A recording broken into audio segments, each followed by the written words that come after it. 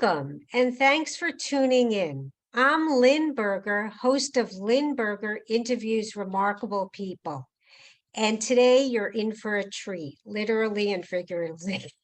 I have Joey Batista, founder, owner of Joey Bats Cafe and Gamma Lounge. Joey, thank you so much for being here. I've had the privilege of meeting you on another show talking about your career and how you got to where you are today. So let's start from the beginning. Did you know what you wanted to do when you were younger, and where originally are you from? So I'm originally from a small town in Western Massachusetts called Ludlow. It's made up mostly of Portuguese and Polish immigrants. And back then, I mean, I grew up with my parents got divorced at 15, so I grew up with my grandparents. So there was a heavy connection to the Portuguese background. Back then, I didn't really know what I wanted to do. My uncles worked in construction. I worked with them. I worked at a couple banks. I worked at a restaurant. I worked at Adventureland, kind of just playing, monitoring kids. There's a bunch of different things at an electronics store. I really didn't know what I wanted to do. The whole entrepreneur thing is not, and what's funny is that a lot of family members on my mother's side of the family are entrepreneurs. Like my father has the store, my uncles have their construction companies, my aunt is a lawyer. So is that interesting how I guess I was around it and I didn't even really notice it. I like to say that I was just around a lot of hardworking people. Well, it shows. It shows. So take us back a bit. When you started your career and lead us through till this moment in time. So if we go back to kind of the moment I decided to, because I remember I went to school, I tried community college right after high school because I thought it was something you're supposed to do, not knowing really what I wanted to do. I tried and failed, had to pay that financial aid back, which was a good lesson learned. And then I went and started working for my uncle full time. And I had that moment where we were working construction. I was paving sidewalks in Connecticut. And I know you've heard this story before, but it is. And it's a moment in my life that I remember very vividly of like standing there and being like, oh my God, is this what I'm going to do? And I know that if I'd stayed doing that, I probably would have started my own construction company or would have taken over or helped with my uncles. But I just felt like there were other things that I was interested in, like I had always been very hands-on, very tech savvy, and I could learn things really fast. So I just decided, I'm just going to try the school thing again. The difference being, now I had the understanding of what it's like to have a real job, and because the real world just kind of hits you like, okay, that's it. I'm not a student anymore. This is life. I'm just going to work every day now until whenever, right? And I remember going back and being, it's so different. I just sitting there like really enjoying listening to the professor, grab a coffee, put up my feet. It wasn't like I was forced to be there. Now I wanted to be there. So that's when the straight A's came. And I did that for a few years. I eventually found a really good, I got an internship at probably one of the largest companies in Western Mass. And it was a corporate job. So I went from working all these different, I don't know what kind of jobs you'd call those, but really like entry-level type work into the corporate world, but it was entry-level corporate world. And that was so, black and white to me, like the way that they spoke and everything. So it's really interesting, but I just learned really fast. I did that for about 9 years in the tech world in Massachusetts. Then I moved to New York in 2013. And when I got to New York, I had the same job. So it was an easy transition. I just moved to the New York office. And then here I was just exposed to so much opportunity. And I remember switching to so I was an engineering role. I switched to a sales engineer, which is great because being a social person, you're now helping other finance companies or different, you're basically accompanying other business partners in the thing that I'm an expert in. So, hey, I've done this already at a Fortune 100 company. Let's go to JP Morgan or Goldman Sachs or whatever it is and help them with the same thing that I was already doing back. So it was really fun, meeting different customers, traveling, the expense cost. I was always eating steak dinners. It was so good. Let's be honest about it. The company card made it so much easier to enjoy that. But it got to a point, I remember I worked 3 more years, and then I got hired by a startup out of Portugal, which is a really cool, I'd never worked for a startup before. The technology was amazing. But just before that, I had kind of played with I was like, what could I do in New York? because I don't know, you see all this opportunity, but I was starting to get bored. And then I'd be inspired by like my friend Poon, who's a DJ, but he's also making and designing hats and shirts. And I'm like, damn, everybody I know has multiple hustles, multiple side hustles. And I'm like, I know a lot of things. I'm very handy. I can figure stuff out. So I was like, what could I offer in New York? And I could have opened like a small tech company. And I was like, nah, man, there's a billion of those here. It's like, well, there's no Portuguese food. So I called my mom, and one of her cakes is really popular back home. It's called bolo de bolacha. And I don't know how to cook anything, but this is a no-bake cake. So she showed me how to make it. And I started making it out of my apartment and selling it to a few restaurants, and then eventually a bodega. And so it started to pick up. So around the time that I joined this startup, I was also selling the pastries now, because I had switched to, I told my mom, I was like, let's try doing the pastries instead. And I found myself there while working, but also thinking like, how can I sell more pastries? What could I do? What kind of strategies could I take? And it started, my first one was Hester Street Fair. And I did the Hester Street Fair, learned a lot in those first 2 or 3 times. And then I started doing other fairs. And if we're going to fast forward to the day that I decided to go full time with this, was Day of Portugal, Mineola, Long Island, June 10th, I believe, of 2017. Or at this point, I had already been starting to sell pretty well at fairs around the city, which was a target. Is like, how can I get Americans to buy this product that they don't really know about? It's still early days, not as many people going to Portugal from the US, or with such frequency and popularity. So then I get to this Portuguese festival, and I was like, all right, this is going to be the real test. Now we're selling to Portuguese. It'd be like if you have a cannoli and you're going to go to a Italian festival, they're going to scrutinize this thing, you know? Mhm. And I remember like 9 in the morning, we're all set up, and this older gentleman comes up, and he's kind of inspecting, and he's like, oh, in Portuguese, talking to me. It's like, oh, pastéis de nata, I buy these at the bakery. And I was like, no, these are much better. Try it. They are. And he had one, and I didn't expect him to be like, whoa, but he was like, actually, and he's telling me this important, actually, this is pretty good. And like, give me a dozen. And then when I knew that's when I had him with a dozen, and all kinds of things that were done differently that day. Like I was pushing them frozen, whereas we don't buy them usually frozen. But I know as an American that we love to buy things in bulk. So if you can offer somebody a good quality product that they can buy in bulk and keep at home and serve the same way, you're good. So I was pushing that, and that day I sold 3,000 of them in one day. So then it was kind of like, all right, I need to just do this. And so I started just signing up for every fair I could think of, all over the city, Upper West Side, Upper East Side, on the street, sometimes in a park. I mean, I left the corporate world of 13 years, and I was like, oh, I got this. Just do as many of these fairs as I can. And yeah, it's a lot of work, but who cares? I'm making money. It's fine. There's some real good lessons I learned during that time. Like if I could go back, I wouldn't have left so soon. I would have saved up more money and then left. Mhm. And you don't know that at that time. You're just feeling like, just do fairs. If I do fairs, it'd be 10, 20 grand a week. This would be great. Doesn't work that way. Well, but it has worked for you. I It mean, has.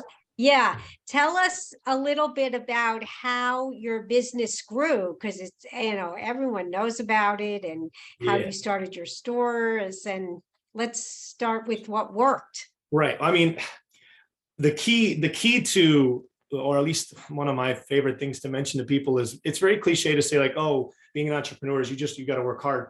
There's a lot of people I know all around me that work hard and they still do the same thing forever, and they don't really get to what they really want to do. It's that believe in yourself and what you're trying to do, and that persistence, and being like, because there's a lot of times it's so amazing. And like I get cliche when you'll have like a lull and you'll start doubting yourself, like, oh my God, am I doing something right? And then all of a sudden it'll jump up again. You'll be like, oh yeah, this is no problem.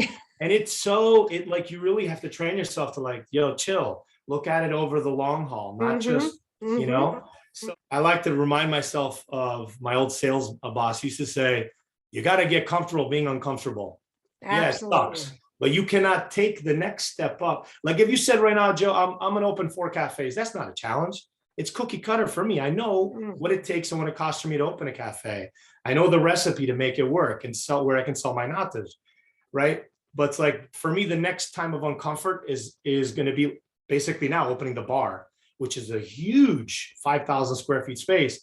That's made me uncomfortable for a good year and a half, and I'm still not open yet, but That's another story. And I feel like next after this, it's going to be like franchising, or I decide to buy a building. That's going to be another uncomfortable time. But we have to understand, as an entrepreneur, you should never truly be comfortable. You should not just walk away, and you got to always be thinking, what's next? But I'm going on a tangent because I can talk to you about all this stuff all Well, day I long. got to tell you, the personality fit is fantastic. You had a good product, you took the risk, and the enthusiasm and excitement is contagious. Thank you. I appreciate that. It's real. I hear it. A lot of people think it's really cool that I'm able to work for myself and promote my culture. Mm-hmm. But I like to think of it as it was convenient because I found a differentiator, like a lot of businesses try in the market. Like nobody's doing this. So it's almost like my obligation to do this. Joey, you need to put your effort into doing this because no one else is doing it. I think having the work ethic, the confidence, as I'm very obviously a confident person, right? Together makes it. What else should I have been doing? This is literally fun for me. The only thing holding back is finance. Like, dude, I want to do that. A lot of times I'll tell people, want to let me borrow money? Let me borrow money. I'll put it to work. I'll figure something out. Well, you seem to have figured it out, and they're delicious. Thank you. I did taste them in Lisbon, and I actually think they're better downtown on Allen Street. We don't like to. I like to tell everyone, listen, we're not trying to compare. Okay. I just want to be a good representation of that product here in the US. They're very good, and including the packaging. Thank you. You had a challenge, and we've all had a challenge, and hopefully we're coming a little bit out of this challenge. Tell us how you coped with COVID. What happened? So right before COVID, I was at my peak in terms of sales and the direction I was going at. Allen Street was doing great. I had a pop-up at 47 in Lexington in a hotel, the Roger Smith, which was doing great. That was really a test of Midtown to see if it would justify me taking another risk. Right. And it proved it. So then on 46th in Little Brazil, 46th between 5th and 6th, I jumped on this perfect little place that was already built. I just was gonna repaint it, and we were gonna. It's a target audience with the Brazilian community there. They know my product. We were gonna murder it there. And I signed that lease. I had borrowed money to sign that lease too. A part of it, I put some money up myself. I was also selling in Rockefeller. Oh my God, we're killing it on the sidewalk in Rockefeller. It was absurd numbers we're doing there. And I signed that lease. And then a week or two later, the shutdown happened. So at this point, I had not really had official employees because before that, it was either me or my mom sitting in the cafe, right? And then sometimes my sister would help and whatnot. But this was going to be like I was doing it. I was growing really fast, and I think I was already selling 20 or 30,000 tarts a week at that point. Wow. With like hardly any. I had no. Allen Street was the only physical shop. In the Roger Smith, they just gave me a corner. I was in the corner on a couple of tables. So I was really feeling like, I'm already thinking, man, I should try and buy the building on Allen Street, right? Secure that, my first ever cafe. And COVID happened. And I was like calculating, I'm not a finance guy, but I'm like, shit, like, oh my gosh, like what's going to happen now? Because I can't be open in Midtown in either of those two places. So I went back to Allen Street, and it was like reversing the clock 6 months prior. So I was sitting in that cafe, and New York felt like an apocalypse, straight up The Walking Dead. Nobody was on the street. And I'm like, what the hell am I going to do?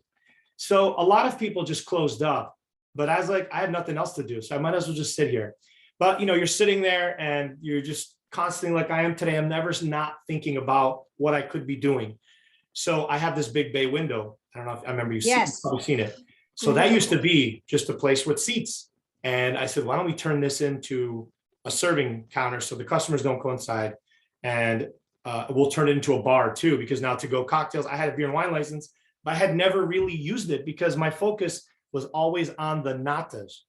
So I created this little thing at the window, and then what I did was I would just call friends and be like, hey man, come hang out on the sidewalk and have a drink with me. And we would do that. And it was warm. It was still warm. So people, I think, in the window started seeing us outside because everything was closed. And they just started coming down. And I have photos to show of us. It's like all spread out on the sidewalk, having a coffee or whatever. And I could legally be open till 12. I could serve till 12. And it's weird to think back to nights where I was just serving bartending in my window till midnight, and we'd have 6, 7 people on the sidewalk drinking. And it just went like that for a while. And it did really well. And then little by little, I decided to start blocking off the parking spots. And I have photos of all this. Is great. I got my friend, construction buddy, who was coming by. He gave me construction barriers. We locked them all up. Then I had the FDNY come by and fill them all up. And then I had my friend painted them. Then I put chairs and stools outside to give a little space for my customers to sit at. And around this time, bars were places were allowed to open, but you couldn't be inside. You could just go. Now, if you have a bar that really doesn't offer any kind of unique experience, why is anyone going to go buy that drink there? But at my place, we had people outside. We were hanging outside. It was fun. It was cool. There was more value in me being outside, just chit-chatting with my customers, or liaising is what I like to say, or rather than me being in the window, right? Because then people want to talk to you, but they're also blocking the line. So I remembered friends who worked at bars that I used to go to. I started calling them up. None of them were working. And I gave 2 or 3 of them a job there. And man, they were just killing it. Now I was just doing is sitting outside talking to customers. I mean, there were days when the sun was out, I'd be laying out tanning on the street. So we're tanning on the street. So it was wild. And then it got to then you're always thinking ahead. And at that point, I think we were going to be allowed to be inside, but spaced out. And I was like, why are people going to be outside of my place now when they could be inside somewhere else? So I had the heaters. They were really strong. And then I put up the big, thick curtains, which you probably saw too.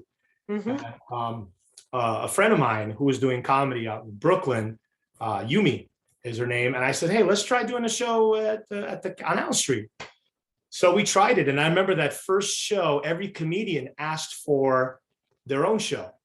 And that was like, all right, what do I got to lose? We just want something going on out here. So it got, in like a week or 2, we had 6 nights of comedy, 3 shows every night from Monday to Saturday. The only reason we didn't do it Sunday is because we had a lot of success with the Brazilian, the Brazilian band, the full music, which was also, I mean, that's a whole nother, we were dancing out under that inside this.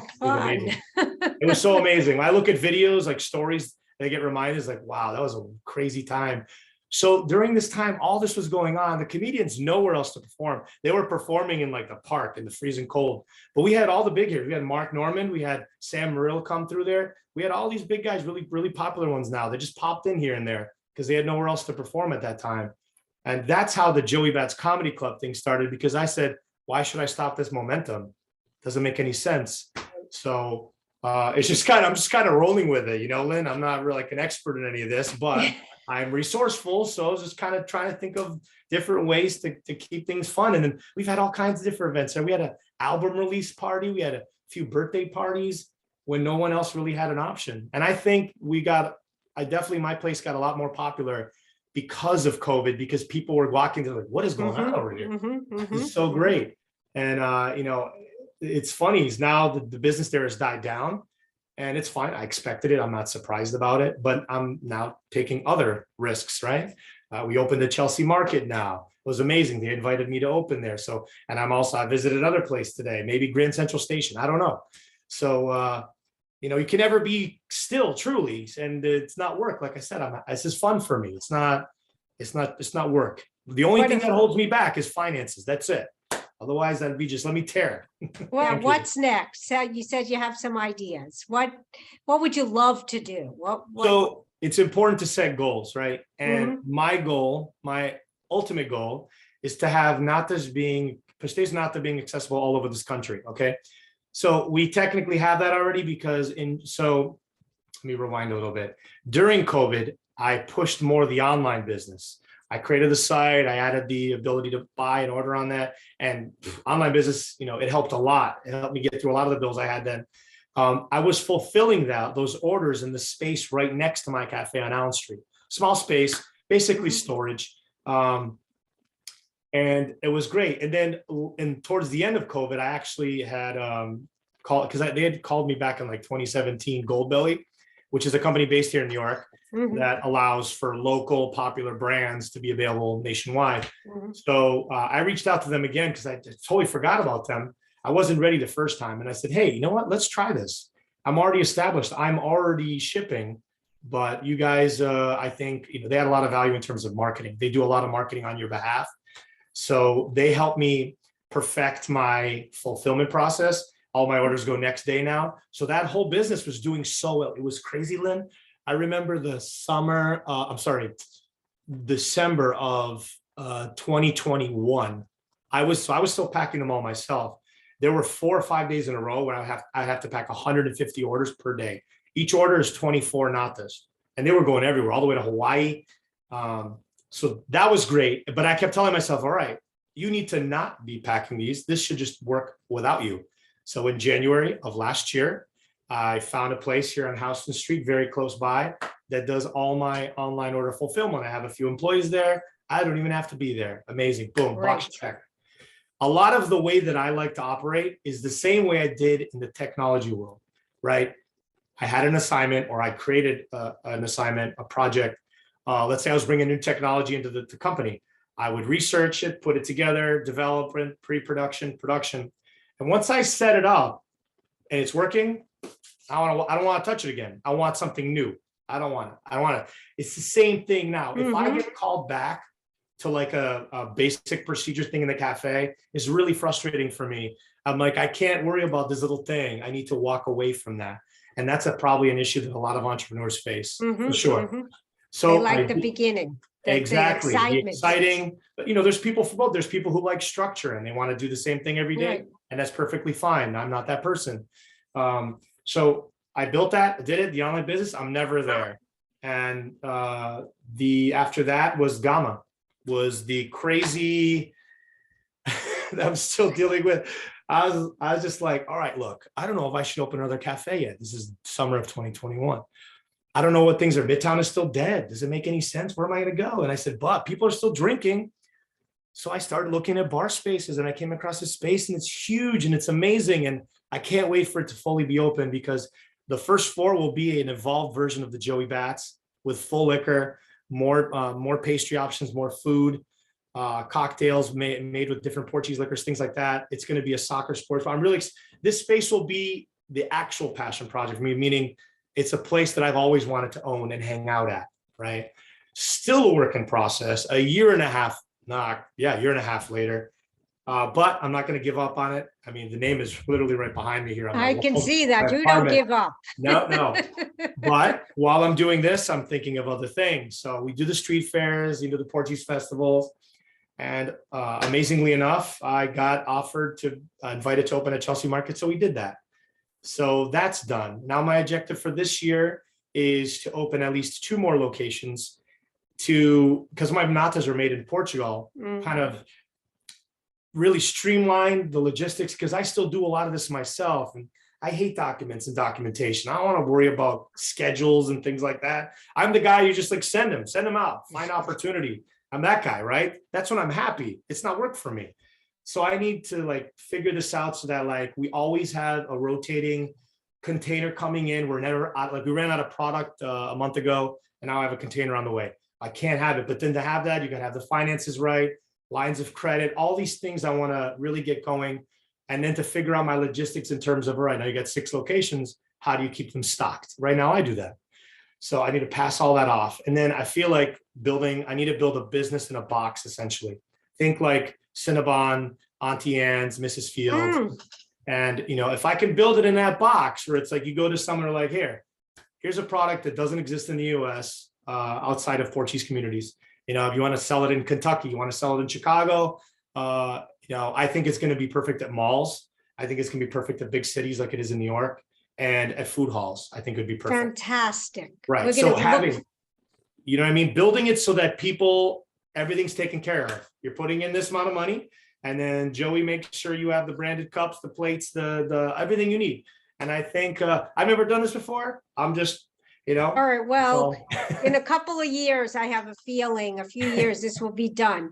Well, I can't thank you enough. Your enthusiasm and the fact that you used every experience you had, the construction, the technology, it all came together. And it's very encouraging for people to hear that, because when they hear that you really did that in such a good way, it makes them feel whatever they're doing will come back and be very worthwhile. So thank you so much. My pleasure. My pleasure. Wait, we have, I get a lot of prospective food entrepreneurs that'll hit me up on Instagram or email me, or they'll come to me and they'll just kind of want to, like, hey, I got this really good concept. And it's interesting to hear people, they always want everything to be perfect, but none of it really is going to ever be perfect, especially unless you're just already rich. If you already just have a ton of money to start with, and there's so many steps that I would have skipped, but then I would have never learned those lessons, right? Now I'm never going to be the guy in the room that doesn't know how I got from here to there. Oh man, I suffered through all of this. I didn't just jump over this and go there. So the entrepreneur that just invests in a business is not the same as me, is that kind of entrepreneur, the person that starts literally from the ground up and always suffering through it. So people tend to want to, like, when they want to start something, they're like, oh, I really need this and I got this. I'm like, dude, get yourself a logo, a banner, and start selling the food at the street fairs. It costs you $100 to be there, and then you see if people actually like your product. Start off like that. Keep your full-time job, no risk, a little more work, but do you really want it? Because if you don't really want it, then you're wasting my time. What are we doing here? What are we doing here? Progress is progress, whether it's slow or fast. It is still progress, right? I mean, fantastic. Another career, motivational. Well, I just tell everyone how to get in touch with you and where to find you. Well, I manage all my Instagram accounts. It's probably one of the easiest ways, whether it's Joey Bats Cafe, Joey Bats NYC, Gamma Lounge, or Joey Bats Comedy. You can message me there, or you can email me at joey@joeybatscafe.com. Probably the easiest way to get a hold of me. It was so much fun. Great to once again be in touch, and we'll be in touch again shortly. Thanks again, Joey. Thank you, Thank Lynn. you. Bye.